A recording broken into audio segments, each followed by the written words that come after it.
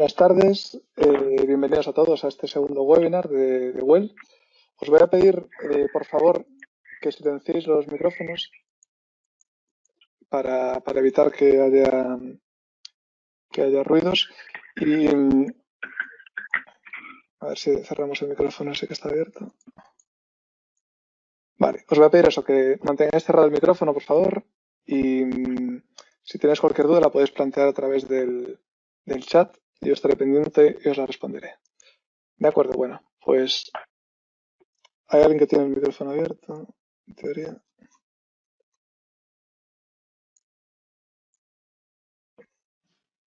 Un momento, ¿eh? Hay una persona que no le consigo cerrar el micrófono. Bueno,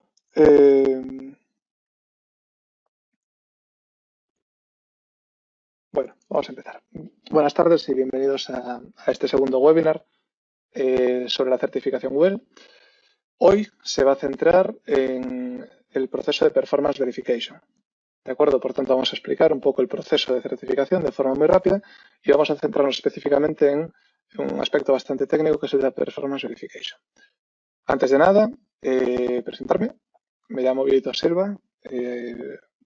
Algunos me conoceréis. Soy el responsable de la certificación WELL en ITG. ITG es el partner local de la certificación WELL en España y realizamos labores de formación oficial, realizamos también labores de Performance Verification, que vamos a ver en detalle lo que significa, y también realizamos eventos y actividades de difusión. ITG es un organismo situado en A Coruña, es un centro tecnológico nacional y tiene una amplia trayectoria en certificación sostenible, especialmente reconocido por ser organismo certificador de BREEAM en España. Y como os comentaba, hoy realizamos el segundo de los webinars temáticos, haremos uno cada semana. Inicialmente la semana que viene no pensábamos hacer uno, pero lo vamos a pasar el miércoles en vez del jueves porque es festivo, porque bueno, aunque sea festivo, como tenemos que estar en casa, realmente, ¿cuál es la diferencia entre festivos y no festivos en estos días? Así que lo haremos el miércoles, eso sí. Os enviaremos la información por email. Y hoy se centrará en el Performance Verification. Comentar, como comento siempre antes de empezar, que estos webinars son temáticos. Por tanto, os agradecemos ideas, sugerencias sobre temas que os interese que podamos tratar. Si no, pues obviamente buscaremos nosotros los temas, pero bueno, siempre es interesante también conocer vuestro feedback, así que podéis comentarlo tanto por el foro como por email si preferís. Podéis comentarlo sin ningún tipo de problema. Bien, sin más, vamos a empezar con la temática de hoy, ¿vale? Como digo, vamos a hablar de la Performance Verification y para eso vamos a hacer un contexto muy rápido sobre el proceso de certificación WELL, ¿no? Para que entendamos mejor de qué estamos hablando. Si tenéis cualquier comentario, lo podéis escribir por el chat y trataré de responderlo. Bien, el proceso de certificación WELL es, parte, digamos, de conocer quiénes son los diferentes actores que participan en esta certificación, ¿de acuerdo? Tenemos unos actores principales, ¿no? Que siempre están en todos los procesos de certificación, que son, por un lado, en primer lugar, el Project Owner, ¿no? Es el propietario del proyecto, que es el responsable, es decir, es el propietario del edificio que se va a certificar. Este propietario, el segundo papel más importante será el del WELL AP, o el Project Administrator, que será la persona responsable de administrar el proyecto, es decir, de hacer todas las gestiones referentes a la certificación WELL. Será quien se encargue en la práctica de gestionar esta certificación. Después hay otros papeles, como es el WELL Coaching Contact, que es una persona de WELL que es asignada al proyecto en el momento en que se registra el proyecto. Tiene una utilidad importante, ya que es la persona que nos asesorará durante el proyecto para, en caso de dudas y demás, es un papel bastante importante. Y luego tenemos dos papeles que son el WELL Reviewer y el Performance Testing Agent. El WELL Reviewer es el que va a revisar la documentación y el Performance Testing Agent será la persona que visite el proyecto in situ una vez terminado para hacer la verificación in situ o Performance Verification.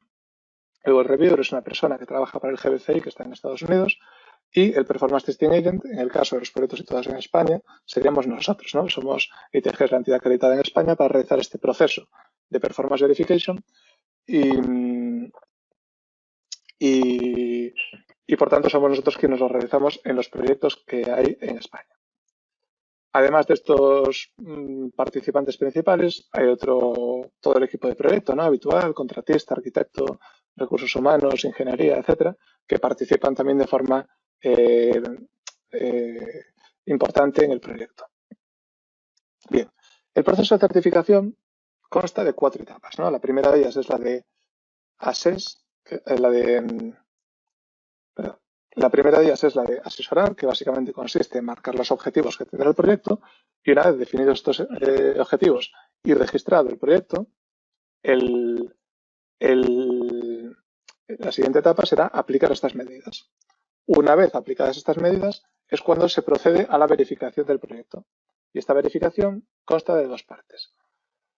La primera de las partes es documental y la segunda de las partes es in situ, mediante la realización de test, que es lo que conocemos como Performance Verification. Estoy dando un poco de contexto, simplemente estoy yendo rápido, pero porque a lo que quiero llegar es a la parte importante a tratar en el día de hoy, que es la de la Performance Verification. Esta parte documental previa, es la primera etapa, digamos, de justificación de proyecto, se realiza de forma documental y se realiza mediante la utilización de diferentes tipos de documentos, que son los que vemos aquí, que básicamente son 3. En primer lugar, son documentos anotados o annotated documents, que básicamente son documentos como informes, estudios, etcétera, documentación un poco más extensa, digamos, sobre diferentes cuestiones.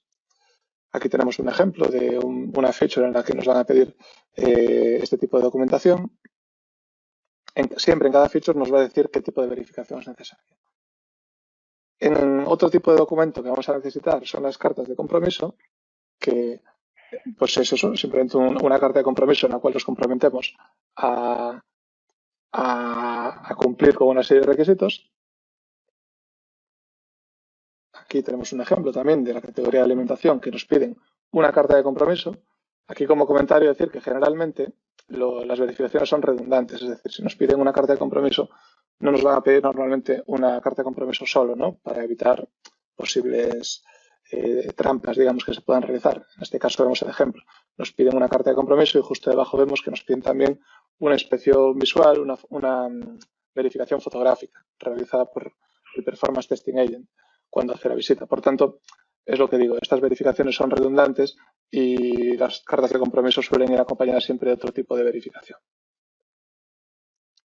Y el tercer tipo de documentación, pues es documentación genérica, es decir, documentación que no tiene como finalidad justificar una medida en concreto, sino que lo que busca es dar un contexto sobre el proyecto. Pues, por ejemplo, hablamos de planos, hablamos de renders, simplemente documentación que sirve para entender el proyecto en definitiva.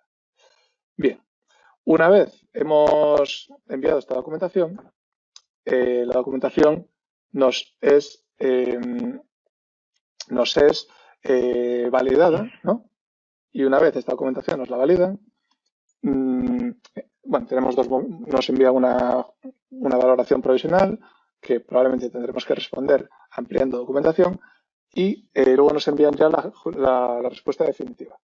Por tanto, una vez tenemos la respuesta definitiva de la documentación, pues como vemos aquí, podemos tener que proporcionar alguna aclaración de la revisión, podremos tener que revisar algún informe o tramitar alguna documentación en base a legislación, pero una vez está toda la parte documental ok, el siguiente paso será marcar las fechas para las pruebas in situ, es decir, para realizar la Performance Verification.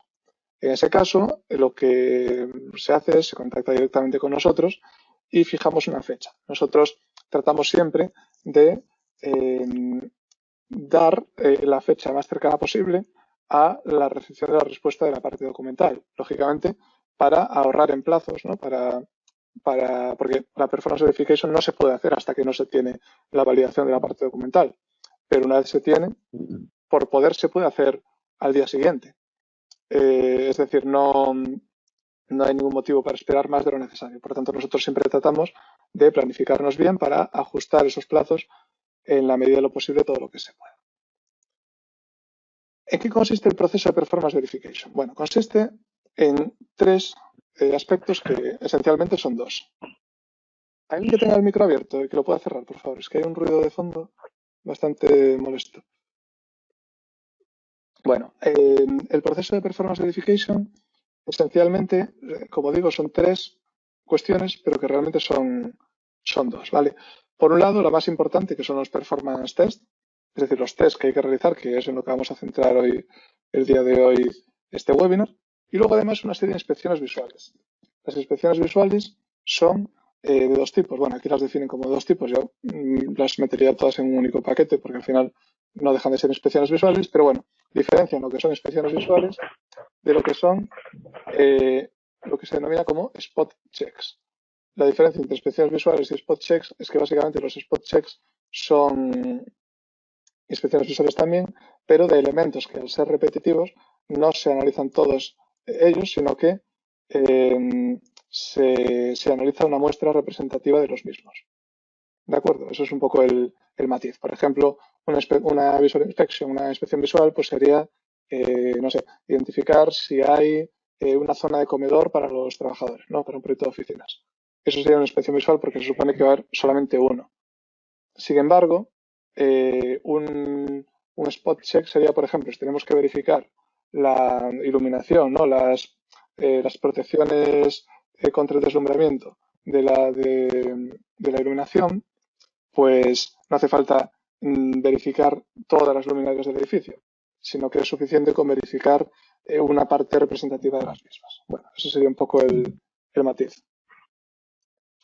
Hola, por favor, a los que vais llegando, por favor, cerrad el micrófono, por favor, porque si no se escucha mucho ruido de fondo y es complicadísimo seguir el curso. Gracias. Con respecto a los test, que como digo, es la parte central de la performance verification, es aquello que generalmente plantea más dudas, ¿no? Que plantea eh, más bueno, incertidumbre en cierto modo, y es normal porque al final es algo nuevo, es algo diferente a lo que no estamos acostumbrados y bueno, como digo, es normal que genere este tipo de incertidumbre, digamos, y eso es un poco lo que queremos explicar hoy, ¿no? Un poco explicar exactamente en qué consiste, explicar también alguna anécdota, algún comentario sobre estos test, no tanto para, bueno, sí, para perderle el miedo un poco y sobre todo para explicar en qué consiste exactamente. Bien, lo primero que hay que saber sobre la performance verification es que se planifica con anterioridad, lógicamente, se planifica, el equipo de proyecto debe ponerse en contacto con nosotros con un tiempo de antelación porque hay que planificar desde el punto de vista logístico y hay que conocer el proyecto y bueno, esto lleva un tiempo. Esta planificación incluye la realización de reuniones o de llamadas con el cliente para explicar un poco lo que vamos a explicar en el día de hoy, es decir, para explicar un poco en qué consiste el proceso, cuánto dura, qué número de test se va a hacer, etcétera.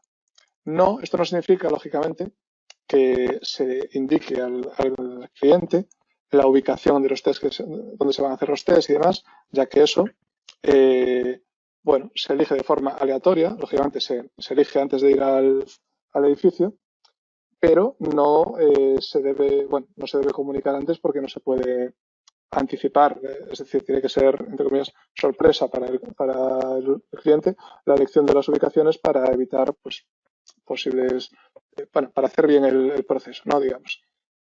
Por tanto, eso es lo primero. Se planifica con anterioridad y se reúne, se realizan reuniones o llamadas con el cliente para explicarlo todo. Hay que saber que los test pues tienen una duración determinada, generalmente se hacen en un único día, pero puede darse el caso, si el edificio es muy grande, de que hagan falta más de un día, 2 días, por ejemplo. Depende, ¿no? Porque en función de la superficie del edificio, pues hace falta más tiempo o hace falta menos. Entonces, todo eso hay que planificarlo, porque además, como vamos a ver ahora, para hacer algunos test se deben realizar a horas concretas o en condiciones concretas de uso del edificio. Esto, cuando el edificio está sin ocupar, digamos, no es relevante, pero cuando el edificio está ya en uso, pues sí que lo es.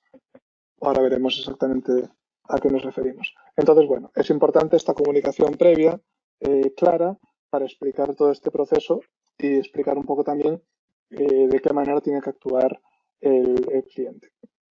Bien, Entonces, vamos a explicar tipo a tipo los diferentes test que realizamos y haciendo algunos comentarios sobre esto. Eh, por ejemplo, los primeros test que realizamos son los de calidad del aire. Los de calidad del aire son test bueno, en el que vamos a medir esta calidad del aire y, eh, son test de dos tipos principalmente. Por un lado, vamos a medir algunos contaminantes en lo que se denomina lectura directa, es decir, por ejemplo, vamos a medir las partículas, ¿no? Diferenciando PM2,5 y PM10, que es el diámetro, ¿no?, de las partículas en micras. Medimos también NO2, medimos también ozono y monóxido de carbono. Todo esto lo medimos en lectura directa. ¿Qué significa que lo medimos en lectura directa? Pues simplemente que utilizamos equipos que dan un resultado inmediato sobre los valores de concentración de ese contaminante, y lo que hacemos es hacer una medición durante 60 minutos y realizar el valor medio. Para de esta forma, pues tener un resultado lo más aproximado a la realidad posible, ¿no? Entonces, para ese tipo de mediciones utilizamos equipos como los que veis en la foto. El blanco que hay abajo a la derecha es un equipo que en este caso mide ozono en lectura directa, y arriba a la izquierda vemos un equipo que lo que mide es monóxido de carbono. Bueno, estos son dos equipos de lectura directa. Luego, medimos otros contaminantes como los COPS y el formaldehído en lo que se denomina muestreo activo. Muestreo activo hace referencia a tomar muestras del aire. ¿De acuerdo? ¿Cómo se hace esto? Se utilizan unos filtros absorbentes que lo que hacen es capturar determinados contaminantes del aire, ¿no? Pues hay uno para formaldehído y hay uno para realizar el barrido de componentes orgánicos volátiles. Y lo que hacemos es circular aire por ese tubo, por ese filtro, para luego enviarlo al laboratorio, donde será analizado. En el laboratorio nos dirán la concentración que tenemos de ese contaminante en nuestro edificio. Para hacer circular el aire lo hacemos de forma forzada, ¿no?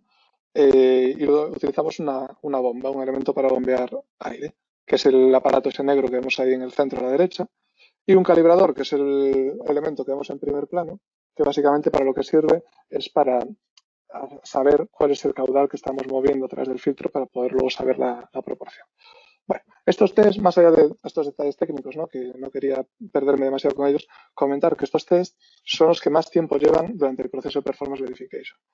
De media podemos necesitar hacer, según el protocolo, pues depende, pero bueno, para un edificio de 5.000 metros cuadrados podemos necesitar 3, 4 ubicaciones diferentes, depende, ¿no?, de diferentes cuestiones, pero podemos entrar entre 3, 4, 5 ubicaciones diferentes. En cada ubicación se realizan estos 6 tests y cada test dura 1 hora. Lógicamente, los test se pueden simultanear porque contamos con más de un equipo de cada tipo, pero aún así es para que veáis que son con diferencia los que más tiempo llevan. Por tanto, son un poco el cuello de botella y los que pueden provocar que los tests acaben durando no un día, sino 2, ¿no?, dependiendo de la superficie del proyecto. Normalmente intentamos hacerlo siempre en un único día, pero existe esa posibilidad. Bien. Comentarios sobre esto. Bueno, principalmente no afecta demasiado el hecho de que el edificio esté en uso, por ejemplo. Que haya gente trabajando en el edificio no es necesariamente un problema. Lo que sí hay que tomar ciertas precauciones como, pues por ejemplo, ese día no utilizar las impresoras, como, bueno, ventilar bien el edificio antes de hacer los test, que la gente ese día no lleve perfumes, por ejemplo, porque pueden emitir componentes orgánicos volátiles y puede ser contraproducente. Hay ciertas frutas, como los plátanos, que también emiten algún tipo de componente orgánico volátil, entonces hay que evitarlo. Bueno, hay ciertas precauciones que se deben de tomar, pero no es algo no es un problema gravísimo que el edificio esté en uso y que haya gente, pues eso, trabajando o utilizando el edificio mientras se hacen los test. No es un problema para nada. Se puede hacer casi al lado. Vale, siempre lo hacemos separados, ¿no? El protocolo nos marca como mínimo 1 metro de distancia. Tratamos de que sea más, pero no es un problema. Ni tampoco es un problema para los usuarios del edificio porque no hacen ruido excesivo las máquinas ni nada. O sea que no es una molestia en ninguna de las dos direcciones. Por tanto, esto, tomadas esas precauciones que comentábamos, sobre todo el tema de las impresoras es bastante clave, pues lo demás no es demasiado relevante. porque al final de lo que se trata también es de representar un día de uso normal, entre comillas, del edificio, ¿no? Bien. El siguiente tipo de test que hacemos, si tenéis dudas, tal, me escribís sin problema y os comento. Si no, al final también. El siguiente tipo de test que hacemos son los de calidad del agua. Los de calidad del agua se miden muchísimos parámetros. La mayoría de ellos lo que hacemos es recoger muestras y enviarlas al laboratorio. Simplemente leemos en lectura directa algunos parámetros como son la turbidez y el cloro, que son los parámetros más básicos y son parámetros además que en laboratorio podemos no tener un resultado tan fiable ya que el cloro se puede ir evaporando y la turbidez pues también puede no detectarse de la misma manera. Por tanto lo hacemos en lectura directa, pero todos los demás se envían al laboratorio. Es decir, esto obviamente no interfiere de ninguna manera con el uso que le estemos dando al edificio, simplemente necesitamos disponer de grifos, ¿no? Para poder abrir el agua y coger las muestras.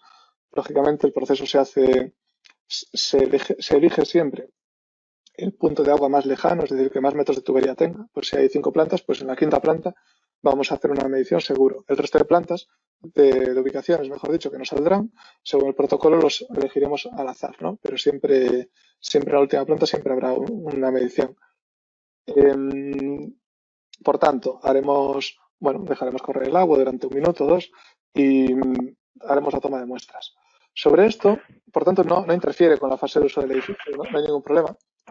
Perdón, es que hay alguien haciendo ruido y me gustaría que cerrara el micro, es que no consigo concentrarme con lo que digo. Eh, bueno, lo dicho. Mm, Aquí lo más importante, que es el clásico error en el que tienen muchos proyectos, es que cuando vemos el número, el número de parámetros que hay que tener en cuenta para la calidad del agua, ¿no? Hablamos de la feature W02, la W05, creo que es la otra y demás. Normalmente los equipos de proyecto piensan que es necesario utilizar, o sea, medir todos esos parámetros en, todos esos parámetros, en todos los puntos de agua, es decir, en lavamanos, en duchas, etcétera. Y la respuesta es que no. Es decir, en lavamanos y en duchas solamente vamos a medir coliformes y turbidez. Los coliformes son los microorganismos y la turbidez pues es la turbia, digamos, la presencia de sólidos en suspensión. Es decir, los dos parámetros más básicos que corresponden al W01. ¿Por qué digo esto? Porque es un error típico que no se sabe y se piensa que cuando hay que cumplir con un montón de parámetros, lo hay que cumplir en todos los puntos de agua y solamente los hay que cumplir en aquellos destinados a agua para beber y aquellos destinados a cocinas para uso industrial, que no suele ser muy habitual que haya. Es decir, si tenemos un agua que no cumple con todos los parámetros de WELL, no pasa nada. Simplemente no tendremos que poner un sistema de filtrado general para todo el agua que entra al edificio. Tenemos que poner solamente un sistema de filtrado específico para los puntos de agua. Es decir, una fuente de agua como las que hay en los aeropuertos, por ejemplo, es un elemento que filtra el agua. Incluso también nos aceptan poner garrafas de agua. Si es el agua que se va a beber, se permite poner garrafas de agua y se analizaría en ese caso el agua embotellada. Por eso digo que esto es una cosa que no se suele saber y que es bastante importante, ¿de acuerdo? Bien. Esto es lo más importante que yo tengo sobre el agua, porque por lo demás son test que se hacen rápido y que no afectan demasiado, bueno, no afectan en nada al uso del edificio y que no tienen son fáciles de entender, no es medir y mandar al laboratorio. Como curiosidad, que sepáis que se debe enviar al laboratorio en menos de 24 horas, refrigerado, lógicamente, para garantizar las perfectas condiciones del agua al llegar. Los siguientes son los de iluminación. Y lo más importante que hay que saber sobre estos test es que son test que se hacen de noche. Se hacen solamente con luz artificial, no se hacen con nada de luz natural. Por tanto, importante a la hora de diseñar la iluminación artificial del edificio, pues tener en cuenta esto, que vamos a hacer los test de noche sin luz natural. Por tanto, debemos hacer bien los cálculos para cumplir. ¿Por qué digo esto? Porque me ha pasado muchas veces, o sea, en mi experiencia, los test de iluminación son los que más se fallan, o los que más a puntos están de fallar. La gente le suele tener miedo a los de aire, por ejemplo, pero no, los que más se suelen fallar son los más básicos. Los de lux de iluminación suelen andar ahí al límite siempre. Eh, ¿Por qué? Pues porque hacemos una simulación lumínica, por ejemplo, en la que, vamos, ahí ajustamos muchísimo a los 500 lux, por ejemplo, sobre el plano de trabajo, pero claro, la simulación lumínica no tiene en cuenta que luego igual va a haber un pantallón ahí gigante en la mesa que va a hacer sombra al, sobre el plano de trabajo del usuario.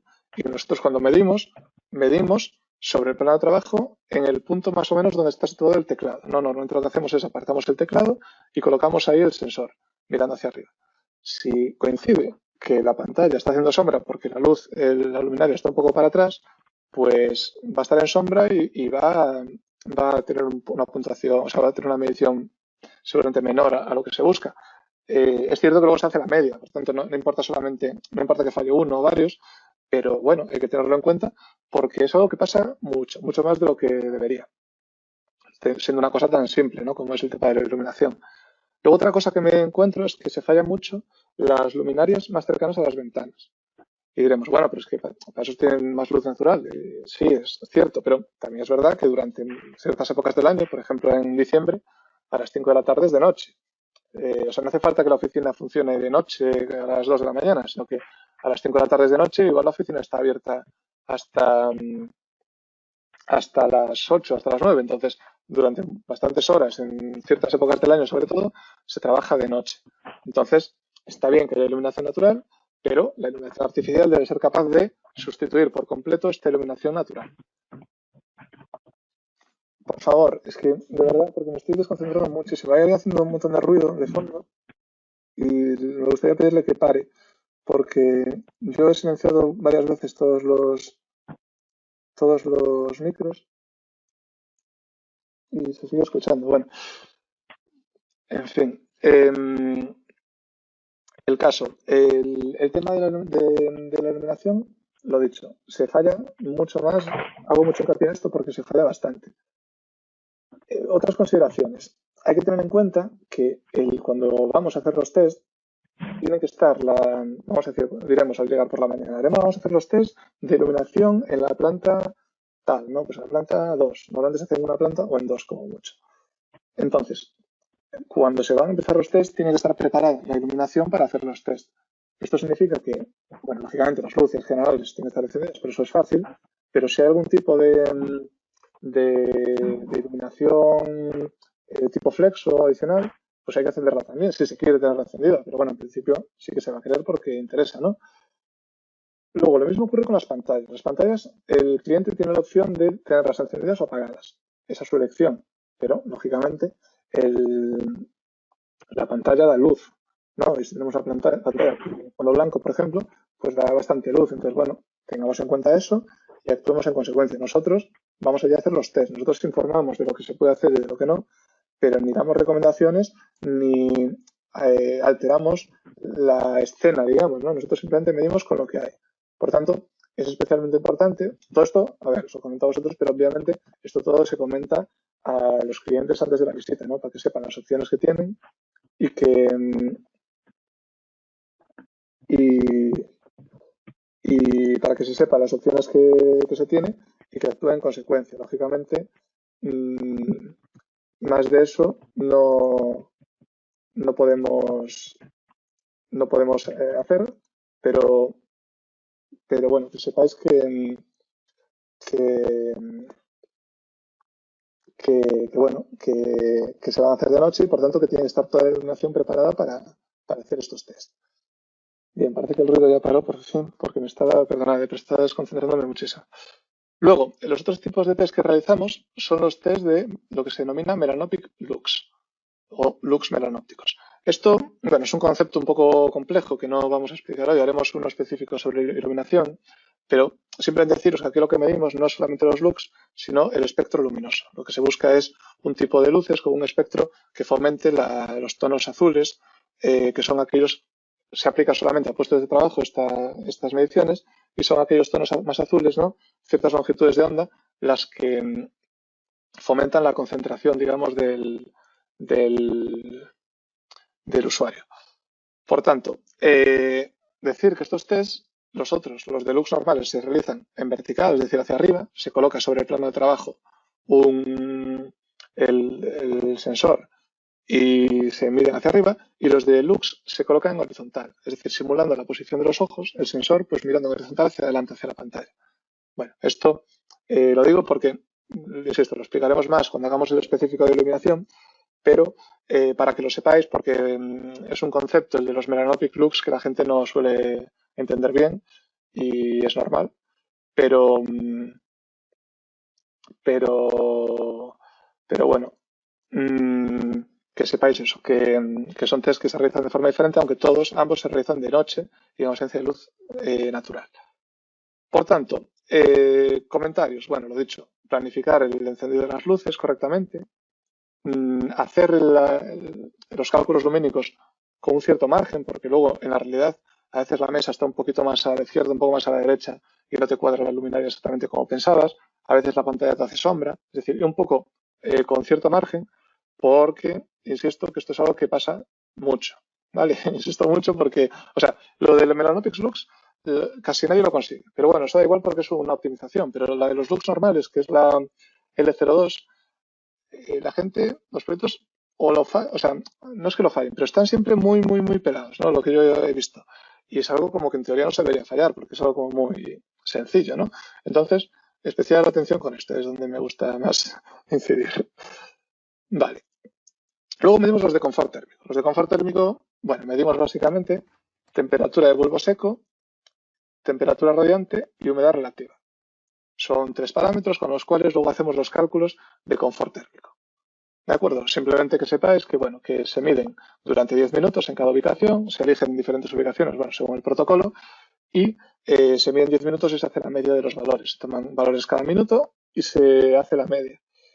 La temperatura radiante y la humedad relativa se miden a la altura de 1,10, o sea, a la altura de las cabezas de una persona sentada, mientras que el resto de parámetros, perdón, la temperatura de bulbo seco se mide a 3 alturas diferentes. Medimos a altura de 10 centímetros, a 60 y a 110, un poco para hacer la media, porque siempre hay una estratificación del calor y para calcular el valor medio. Por tanto, bueno, decir que eso, que se mide durante 10 minutos en cada punto y se hace la media. Comentarios sobre esto. Bueno, poca cosa, simplemente tiene que estar el equipo de climatización encendido, lógicamente, y ya está. Entonces, bueno, esto generalmente no suele haber mucho problema porque habiendo un sistema de climatización suele estar bastante controlado, ¿no? Tanto el tema de temperatura como el de humedad relativa. Por tanto, bueno, esto no tiene especial comentarios. El tema de las ubicaciones de los test, que os decía antes, que se planifica con anterioridad, se comunica al cliente por la mañana, el día que se llega. De modo que tiene un cierto margen para organizarse. Como hemos visto hasta ahora, todos los test que hemos visto hasta ahora no tienen ninguna incidencia en el hecho de que haya usuarios dentro del edificio. No hay ningún problema ni para los de aire, ni para los de agua, ni para los de luz, ni para los de confort térmico. Hasta ahora el único condicionante que hemos visto es que los de luz tienen que hacerse de noche, pero pueden hacerse de noche con gente, eso da igual, porque si toca hacerlo de casualidad en una mesa donde hay alguien trabajando, es cuestión de pedirle que se pueda apartar durante 5 segundos, que es lo que tarda en hacerse el test, y ya puede volver a trabajar. Es decir, no contarle que esa parte para no hacer sombra, ya está, no hay ningún tipo de inconveniente en ese sentido, ¿de acuerdo? Con el que sí que hay inconvenientes con el hecho de que haya usuarios es con los test de acústica. Y esto generalmente lo que hacemos es, bueno, generalmente no, lo que hacemos siempre es tratar, claro, nosotros podríamos llegar y decir, venga, hacemos los test como esté, ¿no? Porque en realidad estaríamos en nuestro derecho, ¿no? Pero obviamente se trata bueno, de o sea, no favorecer al cliente, pero no perjudicarle tampoco deliberadamente.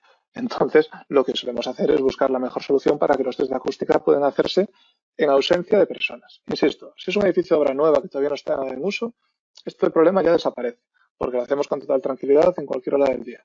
Pero si es un edificio que está en uso o que ya está ocupado, pues lógicamente buscaremos la mejor hora. Algunas veces lo hemos hecho a primera hora de la mañana, por ejemplo, empezar a las 8 y que la gente entre en vez de a las 9, pues que entre ese día a las 10 y así hacemos todos los test, ¿no? Pues eso lo hemos hecho, o al revés, hacerlo a última hora del día para que para que ya se haya ido la gente antes, ¿no? Tratamos de buscar siempre la fórmula que encaje lo mejor posible.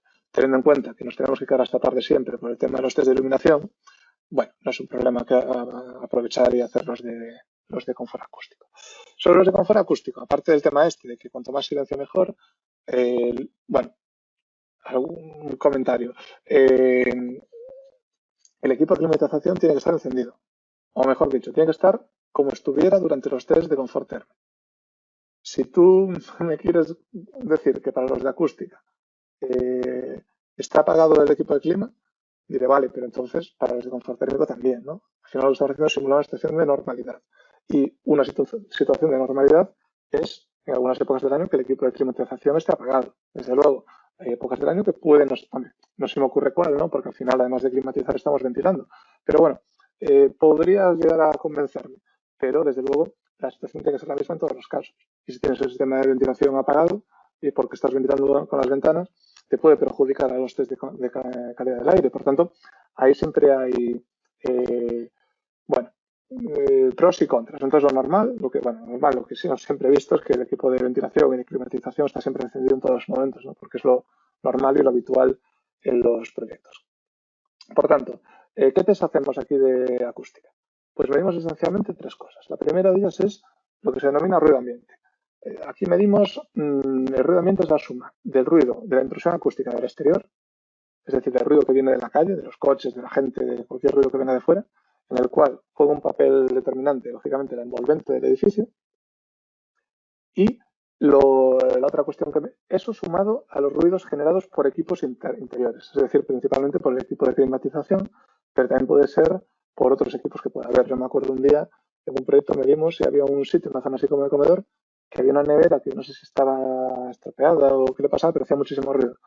Y bueno, pues hubo que tener en cuenta ese ruido porque era un ruido real, permanente, que estaba allí. De hecho, estuvimos intentando esperar a ver si pasaba, si paraba, si tal, pero bueno, lo que no vamos a hacer es desenchufar la nevera, porque eso sería alterar las circunstancias. Decimos esperar unos minutos para ver si era algo puntual. Al ver que no, pues hubo que medirlo como estaba, ¿no? No se trata, insisto, de no vamos a favorecer a nadie, pero tampoco a perjudicarle deliberadamente. Entonces, si somos conscientes de que se ha producido cualquier situación que pueda generar un problema, lo que se hace es mmm, repetir ese test, ¿no? Esto vale para cualquier test. Si se funde, me ha pasado también de un proyecto que se fundió una bombilla cuando íbamos a hacer los test de iluminación. Pues lógicamente podríamos haberlos hecho igual, con la bombilla fundida. Pero, hombre, no me parece muy de recibo, lógicamente. Entonces lo que hicimos fue esperar a que la cambiaran. Por suerte había alguien de mantenimiento que podía hacer el cambio de forma bastante rápida y se hizo y ya está.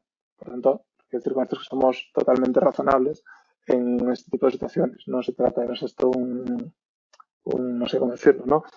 Somos totalmente razonables en este tipo de situaciones, al mismo tiempo que no podemos hacer nada por ayudar más allá de esto, ¿no? Al final somos imparciales.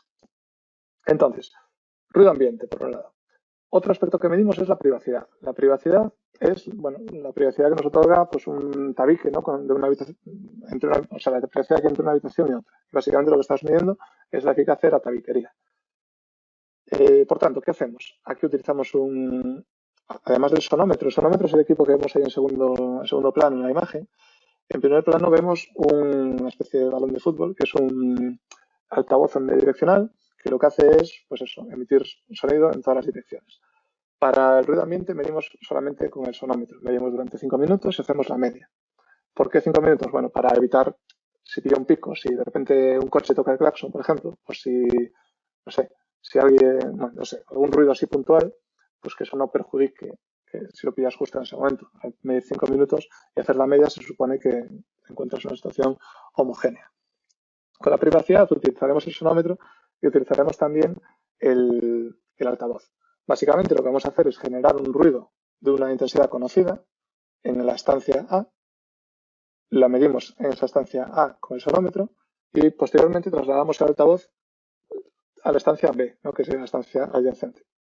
Y repetimos ese mismo ruido de intensidad ya conocida. Y vemos cuánto recibe el sonómetro que sigue en la estancia A. Por tanto, si había 100 decibelios y de repente al cambiarla a la otra habitación hay 50, quiere decir que el nivel de privacidad pues, es de 50 decibelios. Y eso es lo que medimos.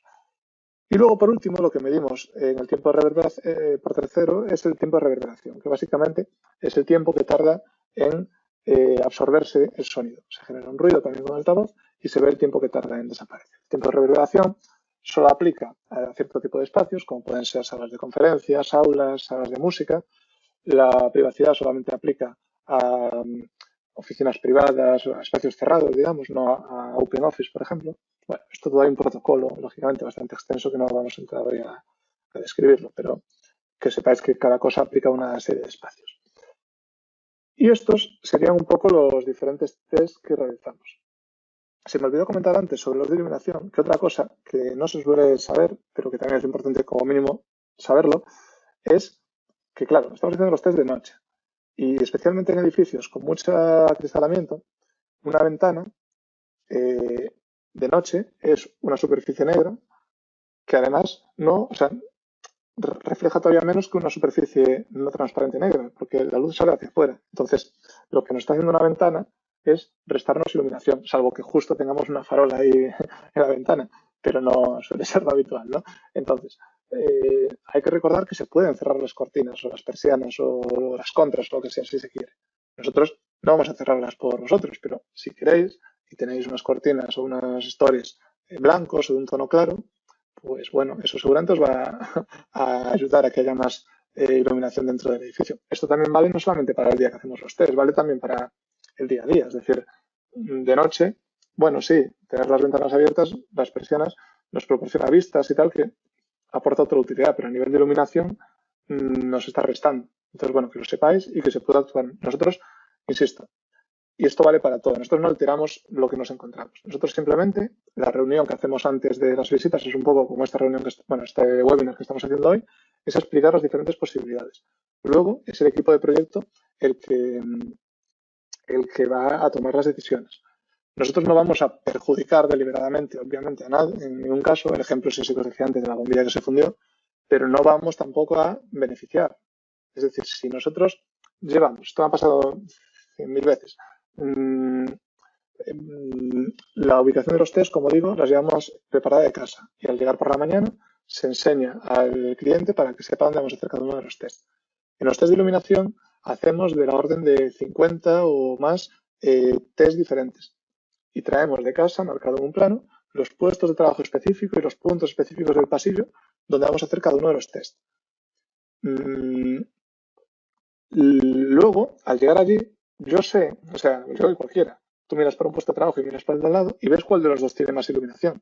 Pero yo sí de casa marqué, sin saber dónde estaba la luminaria, marqué este, pues lo tengo que hacer en este. ¿Me explico? Y sé que habría sido mejor hacerlo en el de al lado, pero es que eso yo no lo puedo cambiar porque estoy utilizando el protocolo que yo me marqué, o sea, que me marcan y estoy utilizando las ubicaciones que yo elegí antes de conocer las circunstancias.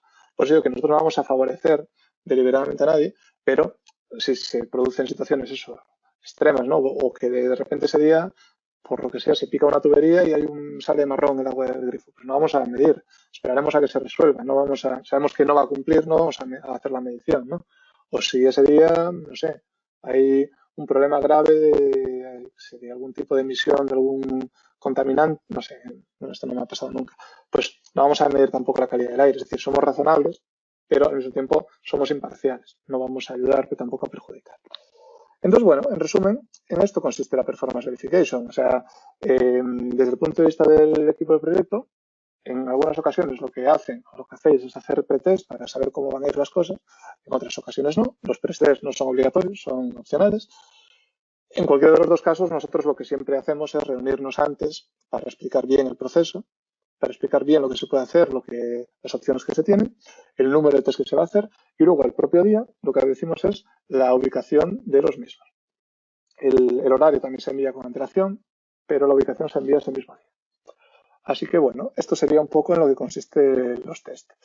Bueno, comentaros simplemente rápidamente que hemos realizado hasta ahora, bueno, todos los proyectos de versión 2 que se han hecho hasta ahora. El primero de ellos fue el de Active, que fue el primer proyecto V2 en España, versión 2 en España, que obtuvieron la certificación en octubre. El de LKS, en el País Vasco también las oficinas que obtuvieron la certificación. En curso está un proyecto para Sevilla Fashion Outlet en Sevilla, que están pendientes de los resultados por parte del GBCI. Y bueno, numerosos pretest en diferentes proyectos para diferentes empresas. Y bueno, nada, bueno, somos la entidad acreditada en España para realizar este tipo de test. Y si tenéis algún proyecto, lo que hacéis, bueno, ya estáis haciendo es contactarnos. En primer lugar, para conocer el presupuesto, porque nuestras tarifas son más económicas que las del GBCI, las que marca la web. Y en segundo lugar, para planificar con tiempo y evitar, como digo, bueno, ajustar al máximo los plazos de realización de los test, ¿no? Que al final el tiempo a veces también es oro. Bien, una vez que hemos realizado los test, ¿qué ocurre? Bueno, nosotros documentamos todo eso, enviamos la documentación a Well. Bueno, antes de enviar la documentación, si se ha fallado algún test, nos ponemos en contacto con el cliente para repetir ese test, lógicamente. No se puede, o sea, si es un prerequisito, claro, si es una optimización, pues se puede decidir no obtener la puntuación, pero si es un prerequisito, hay que conseguirlo sí o sí. Por tanto, si se falla un prerequisito, por ejemplo, el de iluminación, pues habría que repetir esos tests. Si se falla una optimización, insisto, se puede decidir no hacer. Si se falla una cosa, se repite solamente esa cosa. Es decir, si fallamos una de las 4 ubicaciones del test de partículas, no hay que repetir todas las ubicaciones de todos los test de calidad del aire. Se repite esa ubicación en concreto de ese test de partículas. Si hemos fallado más de una cosa, pues habrá que repetir las que hayamos fallado. Una vez, insisto, preparamos las correcciones, se envía la documentación y se recibe el informe final de Well, el denominado Well Report. Una vez está todo ok y no queda nada por pagar ni nada, se acepta y se obtiene la certificación. Por tanto, bueno, este es el Well Report que se recibe y que incluye todos los resultados. Cuando lo hagáis a través de nuestra, ya el Well Report va a ser siempre positivo, porque ya si algo ha fallado, ya lo hemos repetido antes, por tanto se gana bastante tiempo. Por tanto, esto no sería aplicación, el tema de las acciones curativas, porque ya se habrían hecho previamente. Y bueno, obtenéis la certificación y como sabéis, cada 3 años la certificación hay que mantenerla. Mantenerla implica actualizar documentación e implica realizar test de nuevo, pero son test menos en profundidad, menos cantidad de test, por tanto una cosa más sencilla y más económica. Pero bueno, siguiendo el mismo protocolo. Bueno, y hasta aquí el webinar de hoy de Performance Verification. Sobre nosotros, ya por los que nos conocéis, hacemos formación oficial. Si os interesa el tema de la certificación WELL, que sepáis que podéis profundizar más con algunos de los cursos online que hacemos de formación, tanto el de introducción como el de preparación de examen WELL AP. Lo tenéis toda la información en la web. Para el tema de Performance Verification también os podéis contactar. Y bueno, también realizábamos cuando se podía, esperemos que pronto podamos volver a hacerlo, eventos de difusión del estándar, ¿no? Ahora nos hemos pasado a la modalidad online con estos webinars, que espero que sean de vuestro interés. Así que, bueno, lo dicho, hasta aquí el webinar de hoy.